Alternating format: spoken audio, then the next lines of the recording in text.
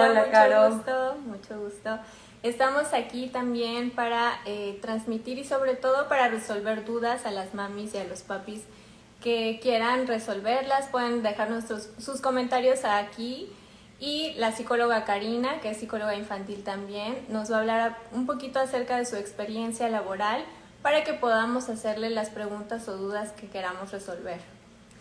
Así que, Karina, platícanos un poquito de ti. Sí, mira, pues yo soy psicoterapeuta, tengo la maestría en psicoterapia gestal y la especialidad en control de grupos. Me dedico desde la infancia, adultos y tercera edad. Y siempre en psicoterapia se ha dicho que la infancia es la raíz de todo lo que sucede después. Entonces justo aquí tengo una frase que también pongo en mi Instagram que dice: raíces fuertes, hojas que bailan. Y las raíces, recordemos que es el nacimiento, cuando hablamos de los árboles, es el nacimiento del árbol. Entonces la raíz es la base para todo el desarrollo. Y justo es lo que vemos en psicoterapia. La infancia es la base para nuestra etapa adulta. Por eso la importancia de ponerle este interés. Claro que sí. Y sobre todo también, más que nada, que recuerden que si nosotros creamos niños fuertes, van a ser adultos fuertes. Y lo único que queremos es como mejorar cada generación para que podamos tener una convivencia como sociedad y podamos mejorar en todos los aspectos de nuestras vidas, ¿no? A mí me gustaría hacerte unas preguntas, Cari, porque, bueno, nosotros nos conocimos en primaria y yo no sabía que ella era psicóloga hasta posteriormente que nos volvimos a encontrar otra vez. Y yo también estudié psicología, entonces me gustaría hacerte algunas preguntas en relación a los niños, sobre todo en las etapas de nivel preescolar, en donde yo he visto como la convivencia entre mamás y papás, cómo podemos crear vínculos fuertes y mejorar ciertos vínculos entre papá e hijos para que podamos mantener esa convivencia sana y ese entorno familiar sano en nuestra vida cotidiana, ¿no? Sí, mira, cuando hablamos de esta vinculación entre padres de familia y los hijos, hay que recordar que antes de que nacieran los hijos había una pareja. Entonces la pareja empieza a crear la base de la futura familia. Son dos personas que se unen con crianzas diferentes y que ahora están en algo en conjunto que van a empezar a desarrollar. Entonces, de entrada hay que ver cómo está la pareja para después ver cómo va a ser el desarrollo del niño que van a tener. Una vez que nace el niño es importante hablar de la inteligencia emocional. Pero cuando hablamos de inteligencia emocional no nos referimos solamente al niño, porque si los papás no están bien, es muy poco probable que el hijo esté bien. Entonces, de entrada se tiene que empezar a trabajar desde los adultos, desde uno mismo, para poder transmitir esto a los hijos. Ahora, cuando hablamos de inteligencia emocional, es importante recordar que esto incluye autorregulación, reconocimiento de nuestras emociones y también incluye la forma en la que me voy a relacionar con los demás. ¿A qué me refiero con reconocimiento de las emociones? Saber la causa por la cual me siento de esta manera y poder gestionarla de la mejor forma para mi beneficio. Y esto mismo le vamos a transmitir a los niños por medio del modelaje. El modelaje es cuando aprendemos observando a otras personas. Por eso la importancia de que nosotros como adultos aprendamos primero esto para poder enseñar a través de nuestro ejemplo. Ok, perfecto. Y está muy bien porque siento que también es válido, ¿no? Como que perder la paciencia, perder el control de ciertas emociones cuando somos mamás, porque pues en realidad es mucha responsabilidad la que tenemos. Y en esos casos de cuando ya sabes que perdiste la paciencia, ya sabes que estás perdiendo el control de tus emociones, ¿cómo puedes volver a regresar o reincorporarte con el niño cuando ya le llamaste la atención de una manera más fuerte o le alzaste la voz? ¿Cómo podemos hacer o mejorar ese vínculo en ese momento de caos, ¿no? O de crisis? Mira, tal vez sea común perder la paciencia, sin embargo no es lo más saludable. Porque si nosotros nos permitimos perder la paciencia, le estamos enseñando al niño que esa es la forma adecuada de hacer las cosas. Que podemos perder la paciencia y esperar que la otra persona actúe o haga lo que nosotros queremos. Y esto no es así. Y en la vida no va a ser así. Como padres tenemos que buscar este equilibrio en que haya límites, Sí. pero que pongamos los límites no de una manera autoritaria, pero tampoco de una manera excesivamente flexible. Tenemos que buscar este punto medio. Okay. Una vez que estén los límites, tenemos que mostrarle que nosotros mismos seguimos esos límites y que hay un para qué. Siempre tiene que haber un para qué de las cosas. No es solamente como una imposición. Todo es en beneficio del sistema familiar. Cuando nosotros respetamos esos límites, ahora sí podemos exigir que el niño también los cumpla. Okay. Pero siempre intentar tener esta paciencia. Entonces aquí viene nuestra autorregulación. Cuando yo identifico ciertas características que me están indicando que estoy a punto de perder la paciencia, es válido hacer un tiempo fuera. ¿Qué significa esto? Hacer una pausa a la situación. Por ejemplo, explicar, ¿te parece bien si lo hablamos al rato? Tomar este tiempo para regresar primero yo a mi paciencia y después poder hablar con el niño.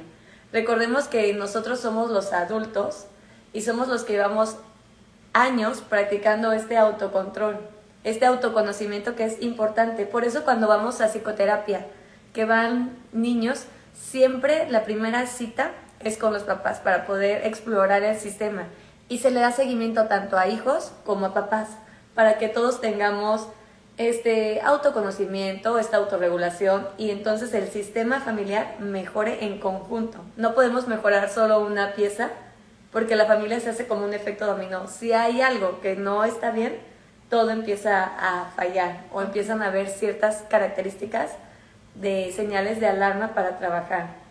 Ah, ok, mira, qué interesante porque siento que también hemos normalizado, ¿no?, ciertas conductas y como sociedad también mexicana o latina tendemos a normalizar ciertas cosas y no debería de ser así, ¿no? Más que nada. No es... Sí, es importante que veamos que normal no significa saludable. Es muy diferente el concepto de normal, significa que la mayoría de la gente o muchas personas lo hacen, pero esto no significa que sea lo más saludable. Ok. Y por ejemplo lo podemos agarrar como motivación, ¿no? O sea, brindarle la motivación a nuestros hijos de que ellos son como la forma en que queremos cambiar y que queremos seguir siendo mejores, ¿no? Por ellos y también por nosotros mismos. ¿Cómo podemos brindar esa motivación? ¿Cómo también podemos transmitirles a su vez en la crianza? La motivación es un punto muy importante en general en los seres humanos durante toda nuestra vida y es importante que lleguemos a la automotivación. Cuando yo ya no dependo de los demás. Al inicio, cuando somos niños, esto se da muy fácilmente por el conductismo, ¿no? Yo te propongo algo, a cambio de esto tú vas a hacer tu tarea, tú vas a ordenar tu cuarto, vas a poner tus cosas en su lugar, pero la idea principal acá es que en algún punto esto deje de ser conductismo y se convierta en algo intrínseco. Okay. Que es a lo que queremos llegar, a ser adultos que sean independientes y autónomos en sus decisiones y que estén constantemente motivados para lo que queremos.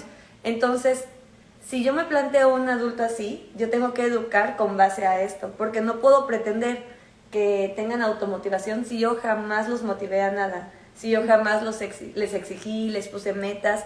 Entonces, por eso es importante poner metas acorde a la edad, metas que sean no extremadamente difíciles de lograr, pero tampoco extremadamente fáciles, que se puedan lograr con cierto tiempo y a partir de estas metas seguir motivando al niño, aunque mi intervención conforme la edad va a ir siendo cada vez menor, para que el niño empiece a motivarse de manera independiente. Ok, o sea, pasamos de quitar el reforzamiento positivo a que sea algo intrínseco, ¿no? Para que se pueda ya convertir en un adulto funcional, más que nada, ¿no? Así es. Ahora, ¿de qué manera me puedo dar cuenta que mi hijo está motivado? Cuando mis intervenciones comienzan a ser menos constantes. Tengo que tener en cuenta que esto que estamos diciendo no se da en un plazo de tiempo corto. Me puede llevar años de trabajo. Recordemos que la educación lleva años de trabajo para lograr el tipo de adulto que yo, de alguna manera, tengo como expectativa para mi hijo. Por eso es importante también como pareja hablar, para ver qué queremos para la educación de los niños. Ok. Sí, o sea, nuestra función como padres de familia prácticamente es como ir formando al niño a su crecimiento y a todas las etapas acompañándolo para que también puedan empezar a tener como esa idea y esa fortaleza que los van a hacer como mejores seres humanos, ¿no? También me gustaría que platicáramos un poquito, hablaste de las parejas, ahora con las mamis solteras, ¿cómo se manejaría esta situación, no? Porque habemos muchos casos aquí en México que hay muchas mamis solteras y pues de lo que yo he conocido y lo que he experimentado es que a ellas como que se les dificulta mucho repartir su tiempo, dar tiempo de calidad y en ese aspecto cómo pueden ellas mejorar o motivarse a sí mismas para poder lograr sus objetivos. Sí, lo que mencionas, yo antes de comenzar a hablar sobre esto quisiera recalcar también que cada caso es particular. Lo que se está diciendo acá son estrategias genéricas, pero en realidad hay que estudiar cada caso porque es importante atender principalmente a la mamá. ¿Qué sucede para que sea madre soltera? Ver también la edad en que empezó el embarazo, ver la familia, los apoyos con los que cuentan, porque hay madres solteras que cuentan con apoyos de los papás, o sea, de los abuelos de los niños, o que tienen alguna pareja que de alguna manera hace el rol del padre. Entonces habría que estudiar cada caso en específico. Sí. Y yo sugeriría como, ya sea madre soltera o padre soltero, porque también podría darse el caso, Sí. llevar este proceso psicoterapéutico primero personal, porque es muy posible que haya asuntos que tratar como el duelo con la pareja anterior, el duelo a lo mejor con ciertas pérdidas que se ha tenido a partir de este cambio de estilo de vida, de pasar a lo mejor de alguien soltero a alguien que tiene una responsabilidad como un hijo. Hay que empezarlo a trabajar.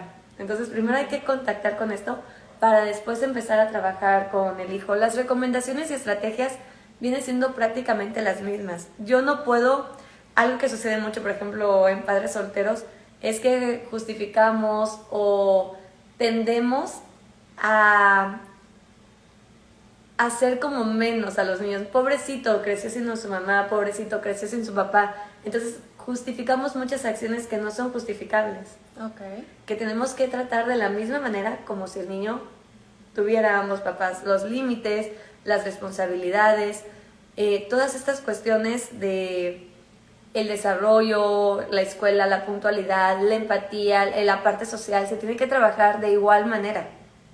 Okay. No hay motivo para que ellos tengan menos que los demás niños. Claro que está la parte del rol paterno o materna que se puede trabajar, por ejemplo, en algunos casos con los abuelitos, o sea, se puede sustituir esta figura paterna con otra persona. Y si no se puede hablar, los niños entienden muy bien a través de las reflexiones y esto se puede lograr a través del juego, a través de cuentos, a través de programas de televisión, de caricaturas que a ellos les llamen la atención. Generalmente hay caricaturas donde se escenifica muy bien este rol de familia y se le puede hablar a ellos sobre la familia, sobre el papá.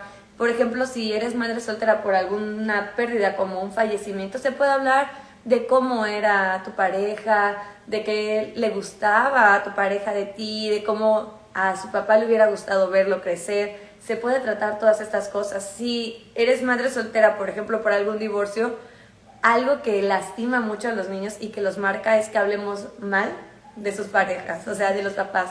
Esto tenemos que evitarlo, aunque a nosotros nos lastime, es importante evitarlo, porque no queremos introyectar, o sea, meter prejuicios en los niños que para ellos en este momento no sirven. Sus papás van a ser sus papás y es posible que siempre tengan cuestionamientos sobre ellos. Entonces, si nosotros metemos o introyectamos cosas que lejos de beneficiar los lastiman, estamos haciendo un gran daño que en ocasiones en un futuro, cuando ya son adultos, necesitan esta intervención psicoterapéutica porque hay asuntos importantes que trabajar. Por eso yo siempre sugiero que si hay una situación donde yo soy madre soltera, trabaja primero en mí para poder atender bien a mi hijo.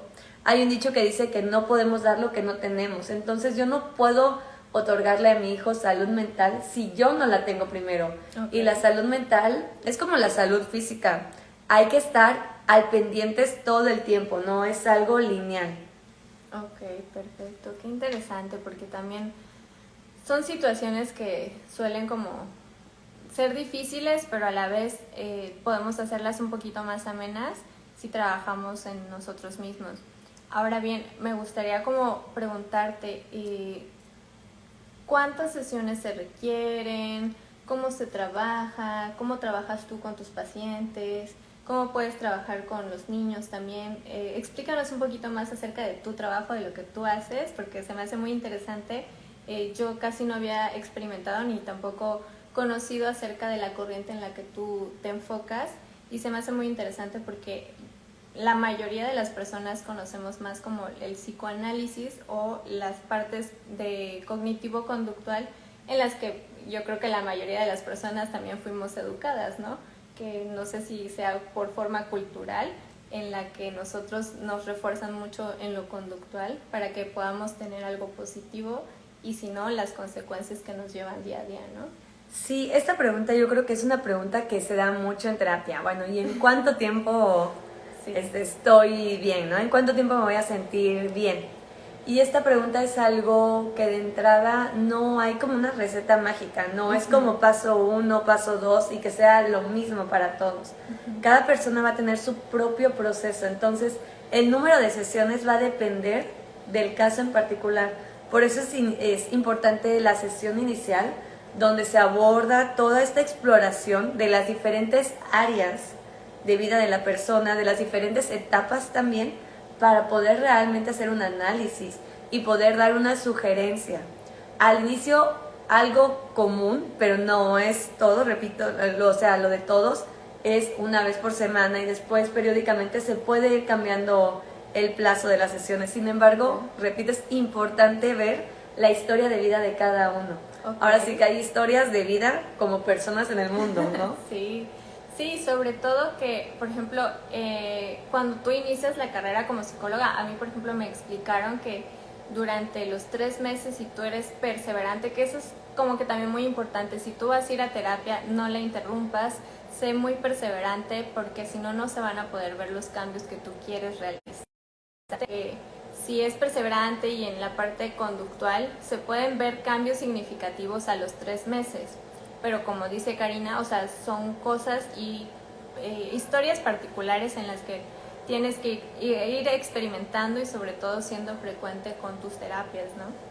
Sí, definitivamente la responsabilidad que le pongas a la terapia también va a depender de cómo comiences a sentirte a partir de este proceso. Si estás suspendiendo las sesiones, si no contactas realmente con las sesiones, pues los resultados no van a ser igual como si tienes constancia. Ahora, si yo tengo esta situación, también hay que preguntarse por qué pasa esto. Claro. Tal vez sea una señal que hay que trabajar en terapia. Realmente estamos comunicando todo el tiempo, y realmente si aprendemos a observarnos, todo puede tener una causa importante y que se puede estar reflejando no solamente en la terapia. Probablemente si pasa esto en terapia, probablemente yo también tienda a abandonar otras cosas, como el trabajo, como el seguimiento a los niños. Esto es muy puntual en los niños. Es importante tener esta disciplina. Si yo ya dije algo, si están estas reglas estipuladas, es importante seguirlas. No es posible que hoy esté permitido no recoger el cuarto, salvo que yo tenga estipulado, por ejemplo, que el día domingo podemos descansar y no recoger. Pero si no es así, no está permitido hoy no hacer algo y mañana sí. Porque entonces lo que hago es confundir al niño y le quito seguridad. Si yo ya dije que las reglas de la casa son, por ejemplo, levantar su plato, es la regla de la casa. Y el niño sabe que está actuando bien si lo recoge. Pero si hoy no lo recoge y no le digo nada, mañana no lo recoge y le doy un gran grito, lo que creo es empezar a crear inseguridades en él y no tener como una certeza de lo que va a pasar. Y recordemos que al ser humano nos gusta tener cierta seguridad y ciertas certezas, aunque sabemos que no podemos controlar todo. Okay, sí, la parte de ser congruentes, ¿no? Congruentes con nuestras palabras y nuestras acciones, porque somos el ejemplo de los niños. Y bueno, si alguna mami o papi tiene alguna duda, por favor escríbanos en los comentarios. No sé si ya nos escribieron alguna. Y las vamos a resolver con muchísimo gusto. Aquí estamos con la terapeuta Karina, que nos va a resolver todas las dudas. Y vamos a comenzar con otros temas también. No sé qué otro tema te gustaría abordar, que sea muy importante también para la educación y la convivencia familiar en los niños. Sí, algo que sucede mucho y creo que es importante tocarlo ahorita que estamos acá, es que hay familias que no solamente tienen un niño, ¿no?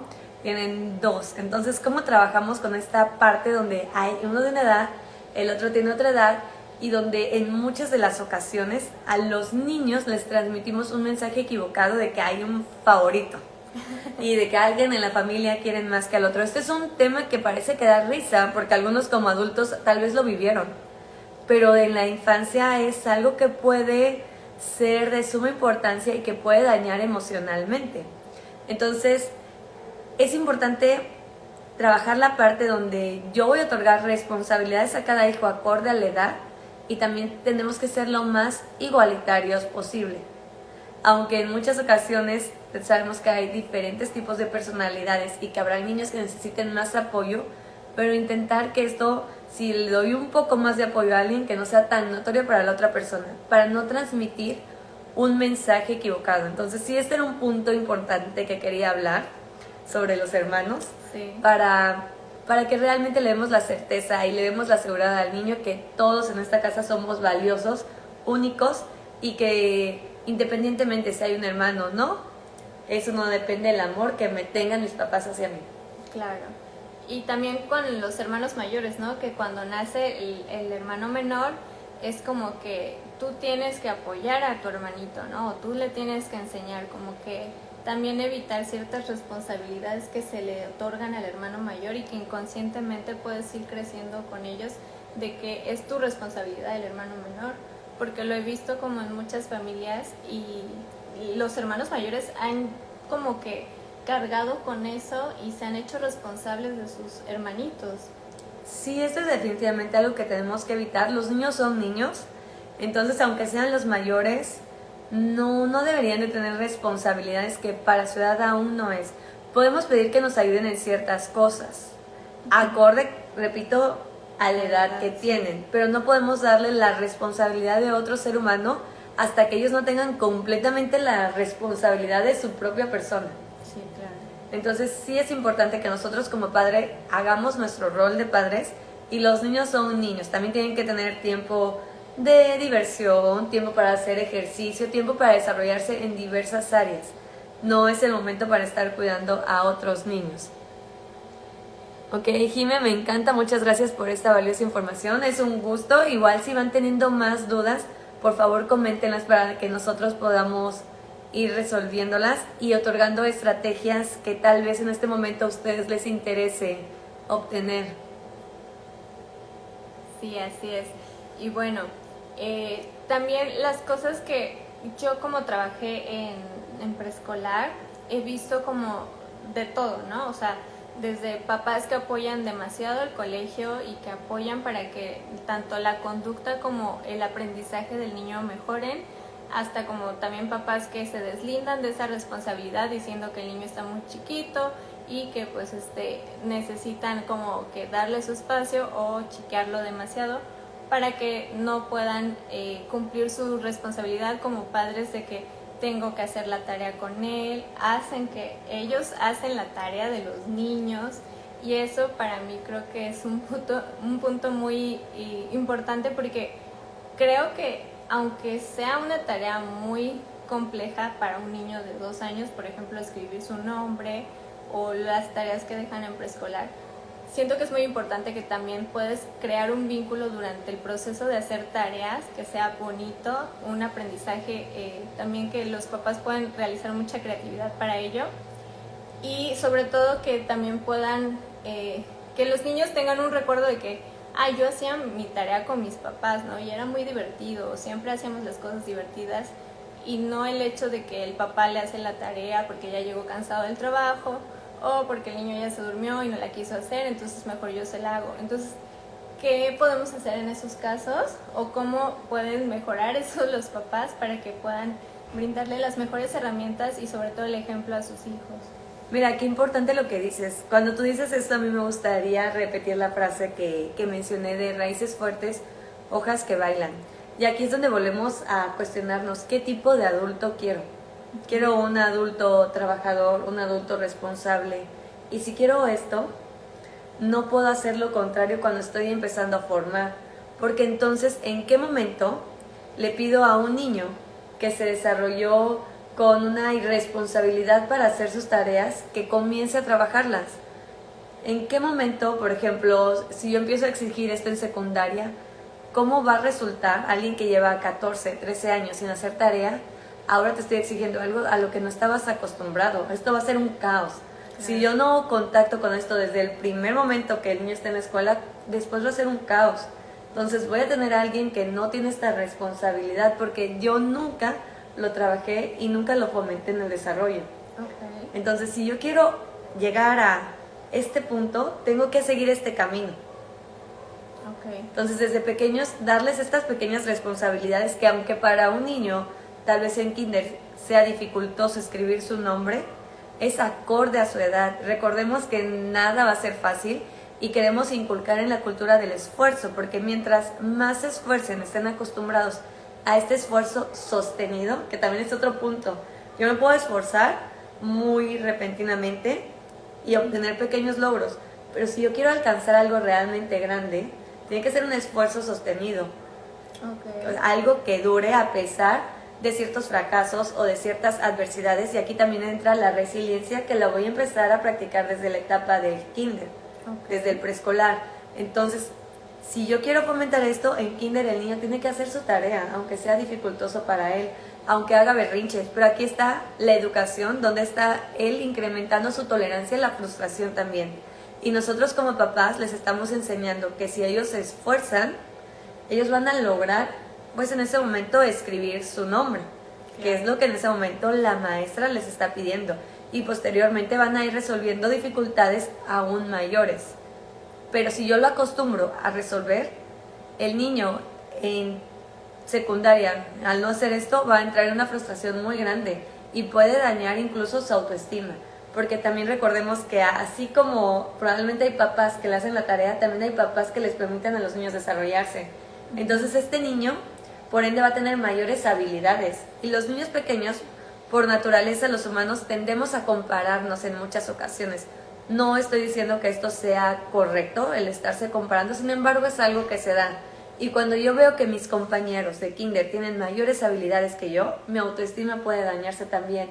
Entonces, en muchas ocasiones, por querer ayudar de más al niño, en realidad lo que estamos haciendo es un daño.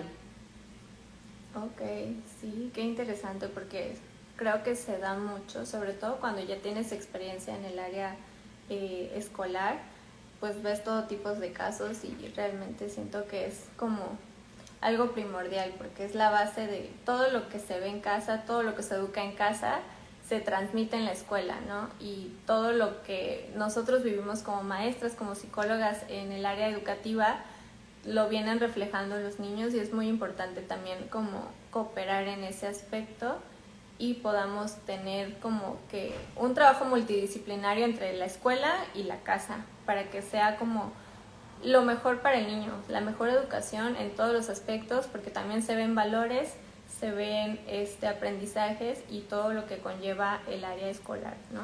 Y una estrategia que me gustaría que se llevaran, es una estrategia que en realidad vale oro, es qué mensaje estoy transmitiendo. Aparte de que le estoy haciendo la tarea, es posible que esté transmitiendo el mensaje de la deshonestidad. Okay. Porque la tarea era para el niño. Entonces yo misma estoy ayudándole a mentirle a la maestra. Okay. Entonces vean lo importante y las pequeñas claves que estamos cometiendo en una acción. Y ahora es importante analizar esto en todo lo que hacemos en nuestro día. Con esto, ¿qué mensaje le estoy transmitiendo a él? Okay. Y ver si este mensaje transmitido es congruente con el adulto que quiero tener y con mis expectativas de educación. Okay, perfecto. ¿Y algún otro tema que podamos abordar en este aspecto en cuestión a los niños? Por ejemplo, cuando están haciendo rabietas, ¿qué es lo mejor? ¿Cómo podemos actuar como papás? ¿Cómo podemos no agrandar más el problema, ¿no? O sea, y que el niño empiece a regular sus emociones cuando está en una etapa de crisis, que es un berrinche, y en la que ellos tienen que como que tomar conciencia de que están actuando de cierta manera y que tienen que mejorarla. Sí, la rabieta es una forma de comunicación que tienen los niños para querer conseguir algo. lo que ellos consideran en ese momento que es necesario para ellos. Puede ser desde un juguete, desde más tiempo viendo la televisión, un dulce, un sinfín de cosas que en ese momento ellos quieren y que seguramente nosotros no se los queremos dar. Ahora, mientras más nos frustremos y más le hagamos caso a esa rabieta, la rabieta va a incrementar. Porque como cualquier persona, si vemos que nuestra estrategia está dando resultado, es la estrategia correcta. Entonces, si yo lloro, mamá y papá hacen lo que yo quiero, entonces esa es la manera adecuada de pedir lo que yo en este momento quiero. Y si tú me lo cumples, yo lo voy a hacer más fuerte. Y a la próxima que tú te niegues, pues yo voy a llorar más. Pero si me doy cuenta que mi estilo de expresarme y de comunicarme no está dando resultado, que si yo lloro, mamá y papá no están dispuestos a dialogar conmigo, esto va a ir disminuyendo con el tiempo. Por ejemplo, ok, hijo, en este momento estás muy enojado, no nos podemos comunicar cuando estás llorando, vamos a esperar a que tu enojo pase y después hablamos. Entonces, de esta manera el niño va a tener que calmarse si quiere una retroalimentación. Y ya una vez que esté calmado, es importante explicarle para qué le estamos negando lo que en ese momento le estemos negando. Por ejemplo, ¿para qué le estoy negando el tiempo extra en la televisión? Para que puedas hacer tarea, para que te vayas a dormir y mañana te sientas bien en la escuela, para que podamos hacer otros juegos en familia, pero siempre es importante darle un para qué, porque ellos también empiezan a desarrollar su autocrítica. Y es la autocrítica que queremos que desarrollen en la etapa adulta, que se cuestione para qué estoy haciendo esto. Entonces, ya que se le dio la razón, bueno, ahora sí te comunico que no va a haber tiempo extra en la televisión, o te comunico que en este momento no puedes consumir el dulce, o no podemos tener este juguete para ti ahorita porque vamos a considerar otras cosas que consideramos más beneficiosos. Entonces, los niños son muy entendidos, solamente es importante crear este espacio para hablarles, y también si nosotros queremos, repito, enseñarles que se tienen que autorregular, yo no puedo permitirme o no puedo mostrarme demasiado frustrado ante una rabieta de él. Tengo que empezar a trabajar conmigo para calmarme y después demostrarle que esta es la forma adecuada de hacer las cosas. Así es. Y considero que una manera muy importante también de prevenir un berrinche, cuando estás como en una situación en la que tú quieres que el niño haga una cosa y el niño quiere otra, creo que es muy importante también saber negociar, ¿no? O sea, en ese aspecto, ¿cómo puedes negociar con un niño para evitar o prevenir un berrinche? ¿Y qué herramientas les podemos dar a ellos? Creo que la herramienta más importante para ellos es la seguridad. Y la seguridad se da ante los límites.